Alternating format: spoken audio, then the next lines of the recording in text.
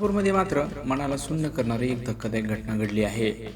काही वर्षापूर्वीच मात्र त्यांचं लग्न झालं होतं आणि अवघ्या 2 दिवसावर मात्र लहान मुलीचं बारसाचा कार्यक्रम देखील घरात होणार होता। एक आनंदाचं वातावरण मात्र घरांमध्ये निर्माण झालं होतं।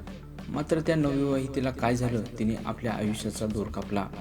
ही धक्कादायक घटना कोल्हापूरमध्ये घडली असून अस्मिता काटकर असं या महिलेचं नाव आहे। याची नोंद मात्र राजारामपुरी पोलीस ठाण्यात झाली आहे।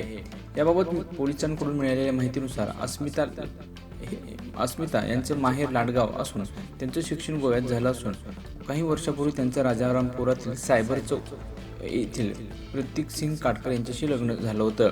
त्यांना 1 महिन्यापूर्वी त्यांना एक मुलगी देखील असून 1 महिन्यापूर्वी त्या मुलीचा जन्म झाला होता।